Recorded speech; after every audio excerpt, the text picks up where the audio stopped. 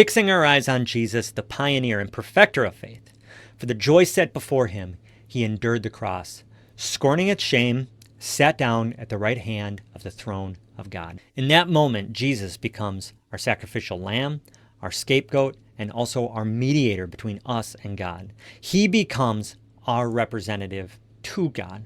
Instead of a man who is just as broken as anyone else, Jesus, who is perfect and holy, he stands before God on our behalf as a better sacrifice, as a better high priest, and he fulfills the whole system that God established. It's a once and for all time kind of thing. It was done once, he will not do it again. It covered the past, the present, and the future. It covered our past, our present, our future. It is finished, not it has begun, but finished. Not it has changed, but it's fulfilled. Jesus is sitting in the temple. There were no chairs for priests to sit on.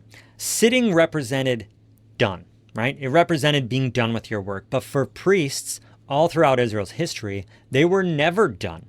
Day in and day out, there were sacrifices constantly. The work was never finished. Even the Day of Atonement was yearly. It never completely satisfied God. But Jesus comes, he is the atonement, he's the high priest, and he's the sacrifice. And he is sitting because there's no more work to be done. It's finished. God's like, you don't need to sacrifice things to somehow atone for yourself. You just need to worship me. You just need to believe that what Jesus did is enough. That's what it's about. Instead, we ought to do things and make sacrifices and worship from an attitude of, he has already made up for my shortcomings. He has already made up for my failures. He has already atoned for my sins. I can't bring anything to the table. The cross was enough. It is finished.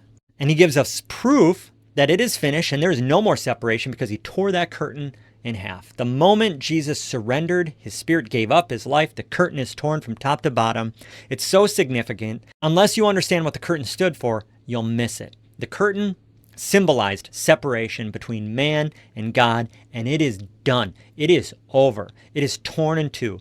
No more separation. No more cleaning ourselves up to meet with him. Jesus made it possible to meet with him. There is nothing standing between us and God. The holy place, which is off limits, right? Until now. Now we have access, right? Now we have access to God because of Jesus. He fulfilled the necessary requirements, and now through faith in him, we can approach God. We can have that relationship with God because it's not based on anything we've done. It's based on everything Jesus has already accomplished.